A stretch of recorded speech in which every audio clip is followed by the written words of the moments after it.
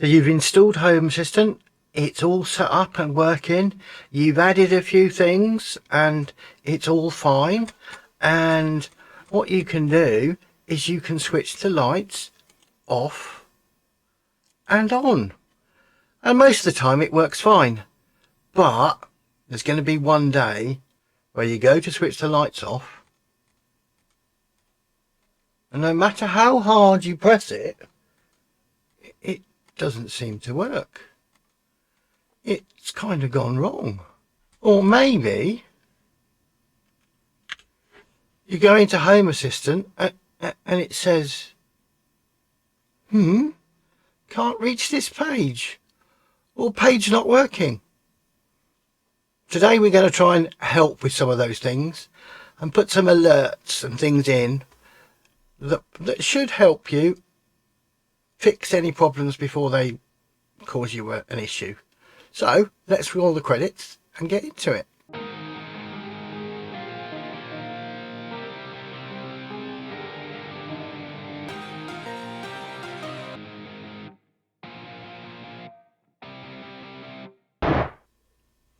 So the first thing we're going to do is install System Monitor.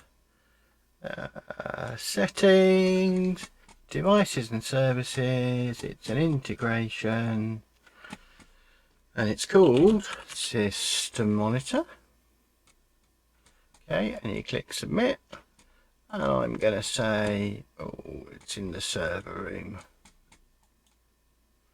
Okay, so we're kind of set up like that. What we then need to do is, it's got lots of entities. Now we don't really need to show them all, but disk free might be a good one. So going in here and enable, click update. It can take up to 30 seconds to do.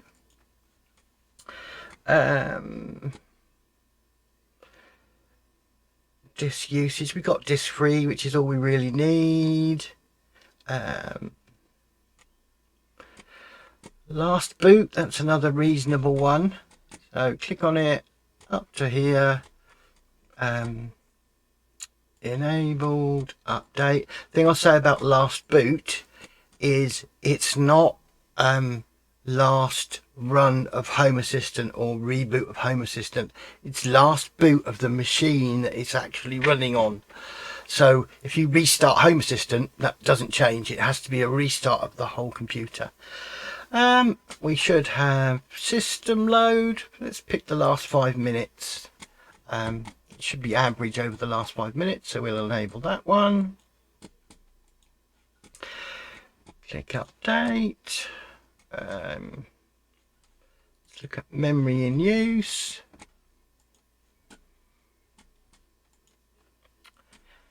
You could collect them all if you wanted to, but it just gives you a long list. We could have network in and out. That's my network card, so let's have that one. Enable.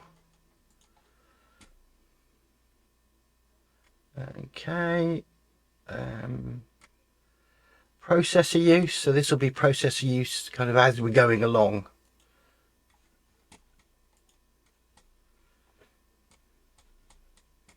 Enable, click update, click OK. Right, what I then want to do is, this is one of the things that you probably need to look at, but you don't need to look at all the time. It's nice to kind of get into places. So what we'll do is we'll create a new dashboard for it. So in the settings, dashboard, add a dashboard, new dashboard from scratch, system monitor. Well, what should we have as a system monitor? Let's type system, see what comes up.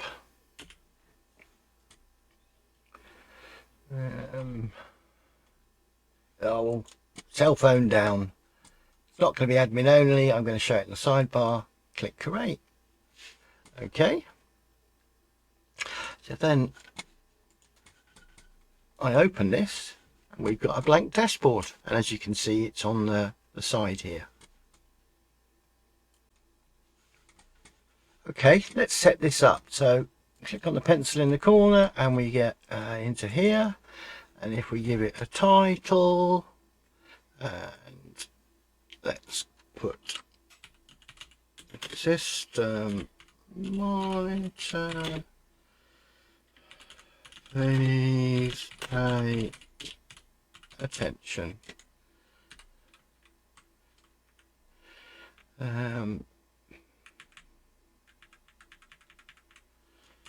This could show you when things are about to break. So I've got a title. Now, I've got a title that I've got the text wrong on.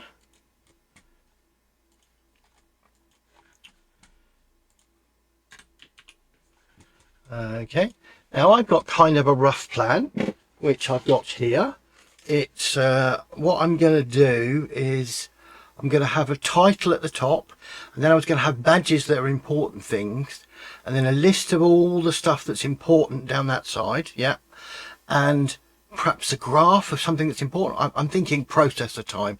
That's kind of my rough plan. So where should we start? Let's add a badge, and the entity that we want is going to be system. So what have I got? System monitor disk free. It's got nothing in because it hasn't kind of done it yet. Last boot would be good. What the load is, I think that should do, shouldn't it? Click continue. And add to dashboard. Oh, we wanted to put, I remember in my plan, so we want to add last backup, last attempted, last successful backup, I think is the thing to go for. Click continue, click add to dashboard. So we've got those things in there. Right, so what we want to do now is add a section that's going to be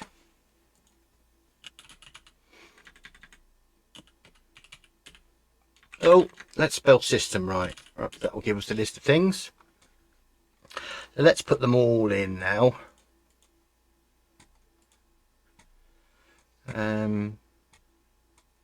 I might put the volume level on my phone because that's probably really helpful. Click continue. Click add to dashboard. Now the nice thing about Home Assistant is it does this, which I think is really clever. So we've got a list of things here. If you click on them, it gives you the history. So I've only just installed this, but at least you can go back and see. Okay, so what we want to do is you wanted to put a graph. Just check my notes. Yeah, I just want to put a graph down this side. So what should we call it? Processor graph.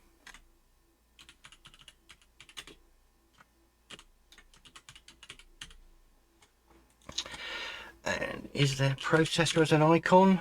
Processor. Oh, I think a blend would be a good one for my processor. Okay, and that's that there. And then we want to add a statistical graph. So somewhere here, statistical graph. Right, it wants to show me what my core chip temp on the Zigbee thing. So I don't really want that. So let's look for processor use. Okay. Click. Should we add a legend? Yeah, we'll add a legend. I think they're fine. We'll put a title of processor use, click save. Okay, I think all the stuff is there that I really want now, so we'll click done. Okay, so we've got our setup here, and that gives us the basics of what they are, but we could make it a bit better. So let's look at some of the things that might make it better for using. So I've got 17.2 gigabytes of disk space free, which is quite a lot really.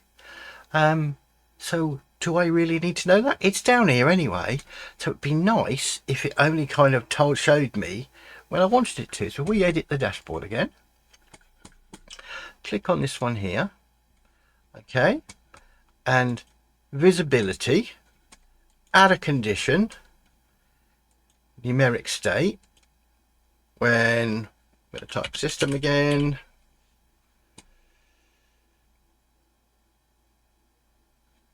disk free is below 10 gigabytes, click save, click done, and if you look, it's disappeared because we've got over 17. So let's just edit that for a second. And in visibility, if we make it below 20, click save, it's back. But at the same time, it's a bit boring with the rest, isn't it? So if we go and edit it again and change the content to be in red. So I know now I need to do something with that. Click done just to prove the kill point. Okay, so we've got a warning in here. I'm going to change it back to 10 so it disappears.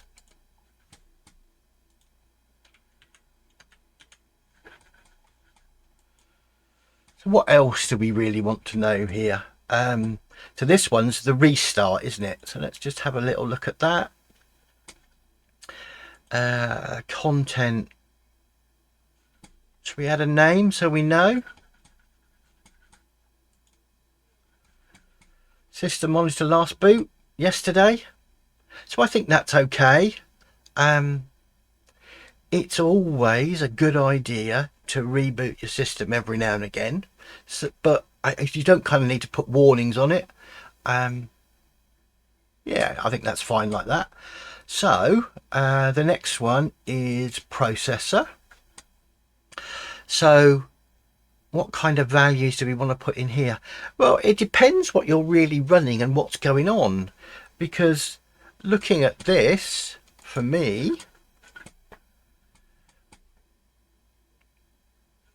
oh, I'm going to have to click done to do it. If I look at the processor for the most it's ever got is a really small number. So setting it at 50%, it's a bit have a guess what it's going to be and work out what's going on there. So I'm going to leave that displayed because it's not really causing a problem. We then get to backups. So my last backup was 6 hours ago. Now I think it's a good idea to do backups every day. So that's fine. So if it was more than 6 hours, what could we do? So let's have a little look at that. Click edit on that. Click edit on that. So when we go to visibility and what have we got?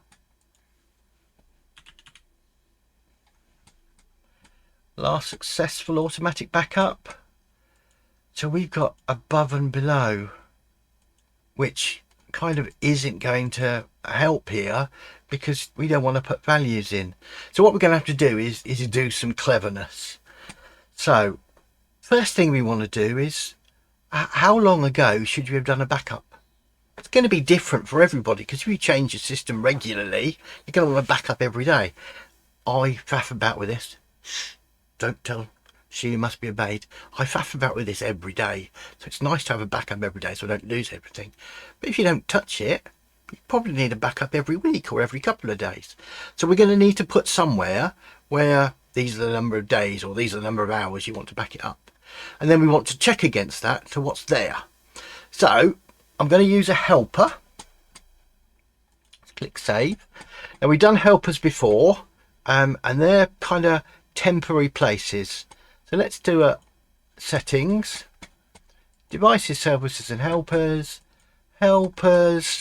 and I want to create a helper, and I'm looking for a number. So a number, if we say 1 to, let's say 1 to 30. Back up at least. Well, and we'll give it an icon. Is there an icon for backup? Let's put that one. So the most it can be, the minimum it can be is 1 day, and the maximum it can be is 30 days. So we'll click create. Okay, the second helper we need to set up is a little bit more complicated. It's going to be a sensor that says it's a backup emergency or it's not a backup emergency, so we can display how long ago the backup was. So create a helper, and it's going to be a template, which I can't see, template, and it's going to be a binary sensor, so it's going to be on or off. So if we call it backup emergency, okay, now I'm going to drag the template in and explain it because I've got it all kind of prepared. So I've done it in Notepad. Can I make Notepad bigger? I'm not sure I can. I can make the screen bigger. Yeah, I can. So what we're doing is timestamp of now. We're going to make the time in years, months, days, hours, minutes and seconds. We're going to have that, and we're going to take away the timestamp of when the last successful backup was. What we're then going to do is divide that number by 86,400. That's the number of seconds in a day. So that'll work out how many days are between now and when the last successful backup was. Now, for my demonstration, I'm going to change it to hours. I'm just timesing it by 24. You don't need to do that if you're working in days. So it'll work out how many hours ago the last successful backup was. And I'm going to go, is that greater than or equal to the integer number of the least number of days, hours in this case, that I want the backups to be. And is that simple? I'll put this in the description so you can pick it up. If you are going to pick it up, you are going to need to kind of make sure you've got the field names the same. So I'm going to copy that. I'm going to go back here. The state template, I'm just pasting it back in there. Okay, so it's saying backup emergency is at present off, and it listens for changes in the backup at least, so the number of days, and the last successful backup. So let's click submit and click finish. So backup emergency is not on now, but if I go in here and if you just watch there and we bring this down, so I want to back up every 5 hours, See it change to a tick. Okay. We'll leave that as is. Then what we're doing is going back to the system monitor. And on here, we need to edit it first of all. And on here, I'm changing the visibility. So instead of backup at least, it was called emergency backup, wasn't it? Oh, wrong one. I don't want numeric state. Let's delete that. Add condition. Entity state. And we still want emergency. Oh, can't type. Emergency. So, if it's an emergency, if it's on, click save. Click done. Okay, so it's not an emergency now. But if I go back to, I haven't got it open. If I go back to settings, devices, helpers, back up at least, and bring it back down again.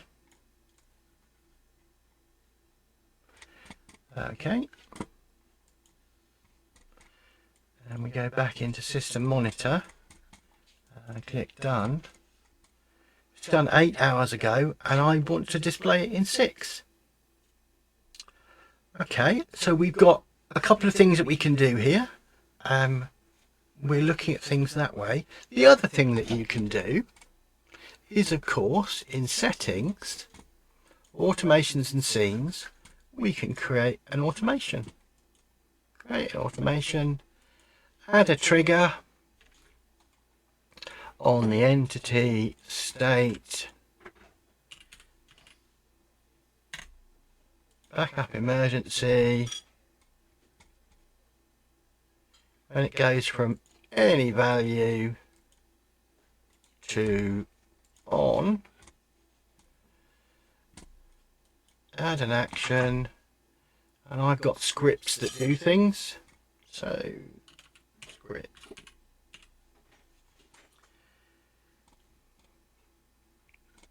So I've got my mail alert, I've got my talking alert, I've got lots of things here. So send an alert to my phone.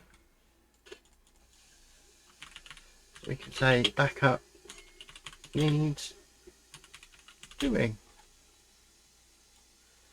You need to do a backup. Save. Do a backup. Save.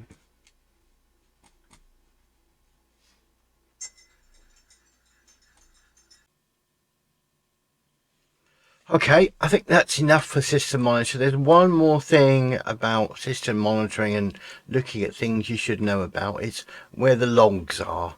So if we go into settings and scroll down to system and then pick logs, by default it shows you the Home Assistant call, and I've got no issues, but it will show you for kind of all the things that you've got here. Now, some of them might be a bit, oh my god, what's going on? So Zigbee to MQTT's got lots of information in, and you can scroll them up and down and see them. Some of them, Samba backup, yeah, I've got no errors reported. Now, I'm not expecting any beginner to understand what's going on here, but if you've got a problem with Tailscale or Cloudflare, at least you can go and look and go, oh, it says such and such. And then you could go to the Facebook group or the Home Assistant group or wherever and say, I've got this error, can somebody help with it? Okay, that's it for today. So we've covered system monitor and logs. Hopefully that's of use to you. As always, if you could like and subscribe if you haven't already, that would be great. And I'll see you on the next one. unless you're interested in this video or this video. Somewhere here. Can't move my hand that way. But I'll see you on the next one.